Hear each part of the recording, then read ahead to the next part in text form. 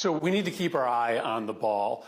Donald Trump is putting a record number of billionaires in his cabinet because the only thing that's going to happen when Donald Trump is president is that billionaires are going to steal from the rest of us.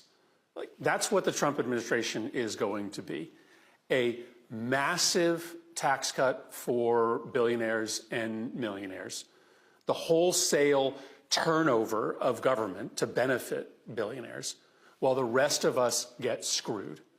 Higher taxes, higher prices for regular Americans, less consumer protections, all so that the billionaires who are in Donald Trump's cabinet and all their other billionaire friends can make even more money. Keep your eye on the ball. It's not a coincidence that Donald Trump is putting all of these super rich people in his cabinet, people that aren't really qualified to run these agencies, but people who know that if they control the government, they can make even more money. There are so many billionaires in this cabinet that the collective wealth of Donald Trump's cabinet is higher than 169 countries. That's extraordinary. And it exists for one reason and one reason only. You are getting screwed in order for the billionaires that Trump is putting in charge of the government to get even richer. Let me tell you about a crime. The felon is sending $20 billion to bail out Argentina. He says it's to help the president, who is a fan of the felon, and ruin the economy like the felon is doing here. But then there's Treasury Secretary Scott Bessent, who has an old buddy, Robert Citron, who bet big on Argentina and is about to lose his shirt. But Bobby doesn't have to worry because Bessent and the felon swoop in with a taxpayer-funded lifeline, which will make his bonds golden again. And this isn't the first time Bessent did this for his friend earlier this year. To top it all off, Argentina is able to undercut American soybeans due to the bailout and sell them to China, leaving our soybeans in the silos and our farmers penniless. Ordinary Americans are losing while maggots cheer on the felon's corruption in broad daylight. Not fighting the rich and powerful, he's funding the rich and powerful. His 2017 tax cuts gave massive breaks to the top 1% in corporations. His corporate tax rate was slashed from 35% to 21%. Billionaires gained $2.2 trillion since Trump's tax law. Estate tax exemption doubled, helping ultra-rich families. Stock buybacks exploded, not worker wages. Social safety nets are being slashed, cuts proposed to Medicaid, SNAP, and the ACA. The top 5% would save $36,000 a year under Trump's 2025 tax plan. The deficit exploded by nearly $8 trillion under his first term. Big Pharma, Wall Street, and oil execs got regulatory rollbacks, and no major prosecutions or policy crackdowns on elites. Just tax cuts and deregulation. He's using the power of the presidency to bilk these American companies out of tens of millions of dollars, like to the tune. He's only been in office for what, 8 months or something, and he's already gotten awards that are nearly $100 million from YouTube, Twitter, Facebook, ABC, Paramount, and each time he's like whining because he was kicked off their platform. That's after January 6th. For making comments that were inciting riots or supporting the riots. Mm-hmm. And so he was booted. Here's the ultimate irony. He's getting like $100 million for himself personally, leveraging his presidency as a threat to personally take from U.S. companies almost $100 million in the name of free speech, while he simultaneously forces these companies to fire Jimmy Kimmel and Stephen Colbert, who is only engaging in free speech. And while we're on the subject of free speech, he's meanwhile doing these ideological deportations where students who have spoken out against Israel, for example, where he is getting them deported for taking a position of protection of Palestine. And he's trying to selectively end birthright citizenship. Donald Trump walked into the White House as a businessman. Now he's using the presidency to build something unprecedented, a personal financial empire worth billions. Since launching his 2024 campaign, Trump's net worth has doubled, reportedly now sitting at around $6.7 billion. How?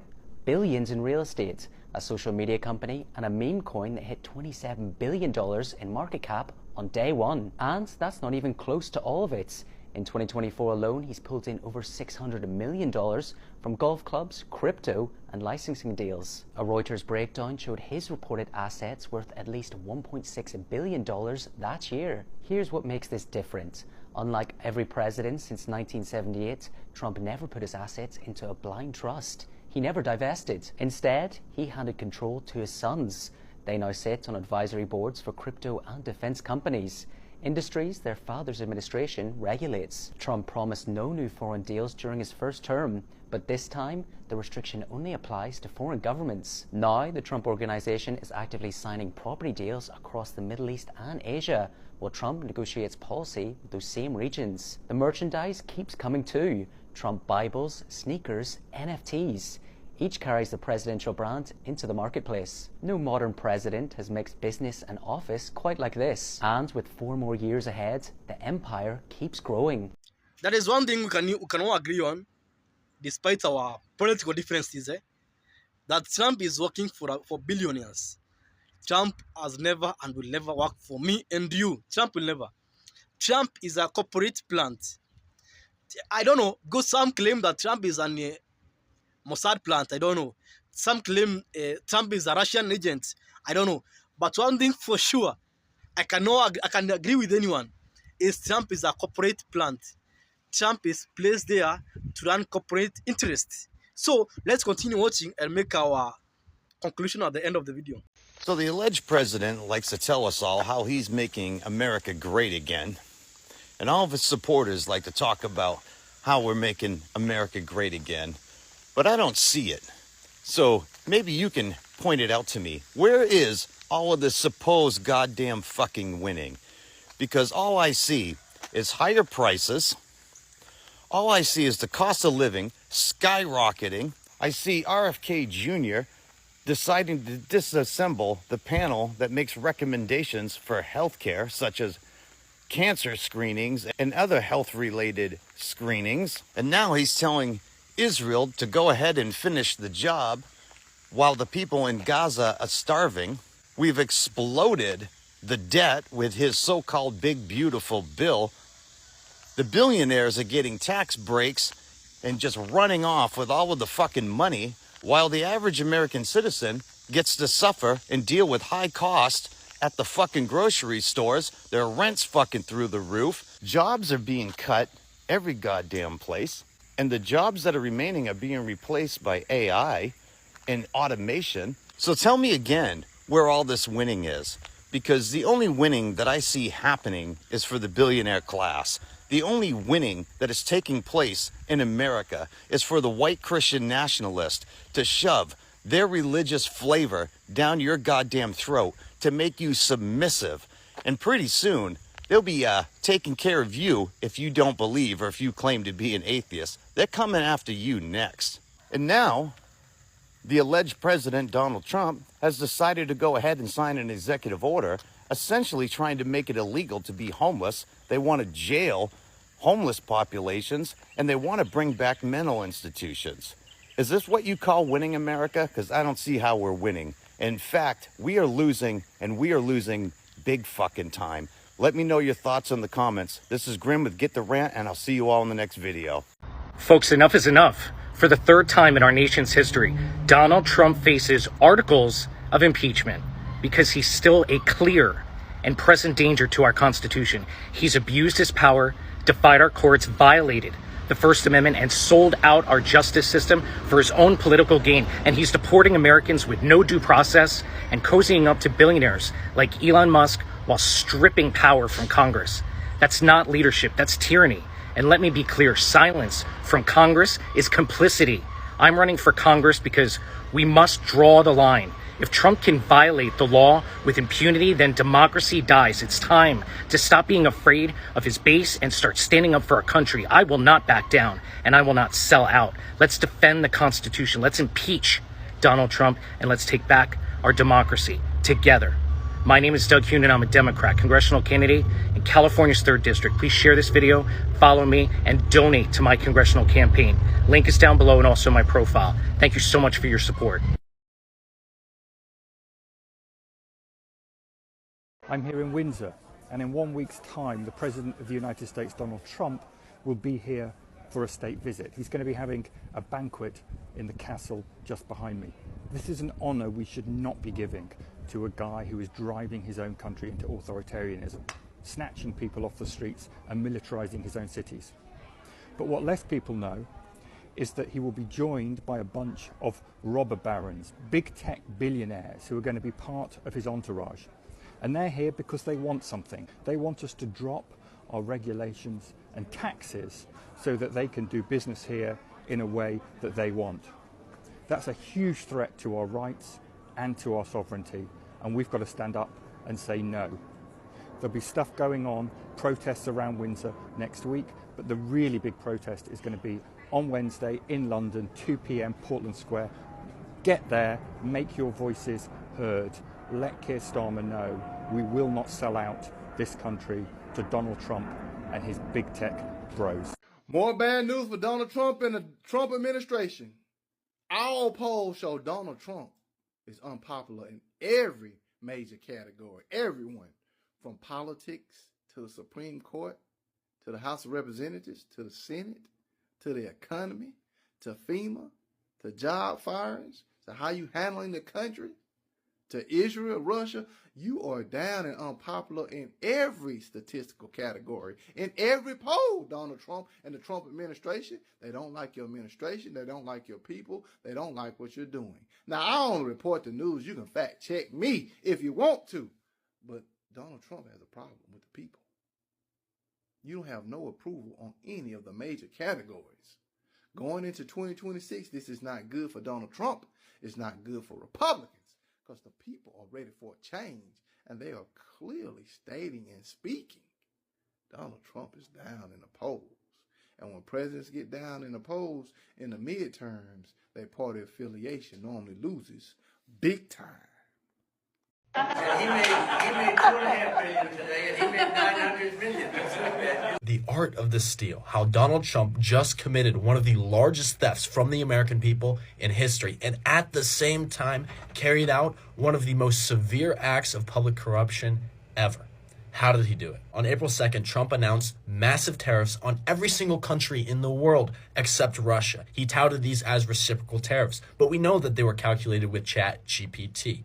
He touted this day as Liberation Day for America, but U.S. markets and global markets quickly plunged, erasing trillions of dollars from this nation's wealth, destroying Lord knows how many millions or tens of millions Americans' retirement accounts. What happens next was not a pump and dump. It was the opposite, a dump and pump.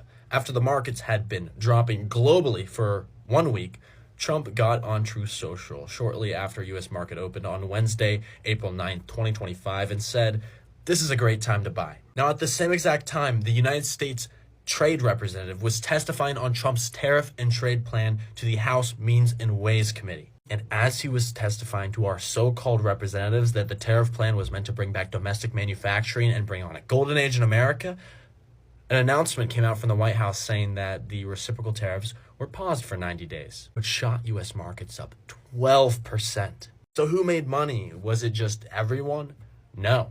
I know many Americans don't understand options trading, but it's a way to trade the direction of, a stock or an index, and it multiplies your gains. What we know is that right before this tariff pause was announced, the trading volume of call options, which make money when the markets go up, shot up. They skyrocketed to an amount that retail investors like you and me, regular American people, could not be buying.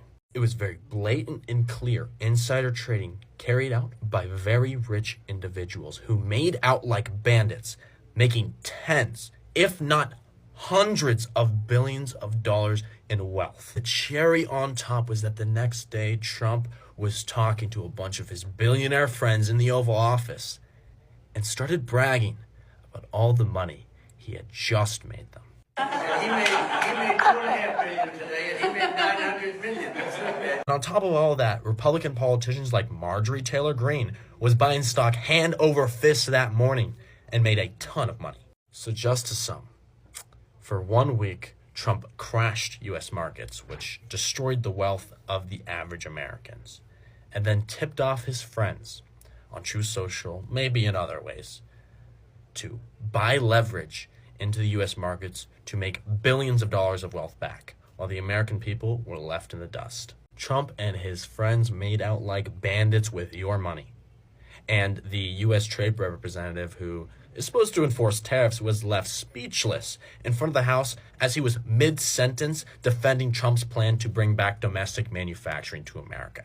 It's very obvious that Trump's plan with tariffs has nothing to do with bringing back domestic manufacturing. If you even have a basic understanding of the manufacturing base in America, you know that we do not have the means to build out our manufacturing under anything other than free trade. It's going to be so expensive. All the construction materials, aluminum, steel, is going to be exponentially expensive to build when you don't have free trade. The real way to build back manufacturing is do it under free trade and then instate tariffs. Trump's saying that 50, 60, 70 countries have been calling the United States begging to take a deal. He's trying to sell this dump and pump as an art of the deal, when what it is an art of the steal. I've been saying it. Trump's here to fleece us. He's here to rob us. He's here to make the rich richer. Now, the last question is anybody who is involved in this scheme going to be investigated or charged?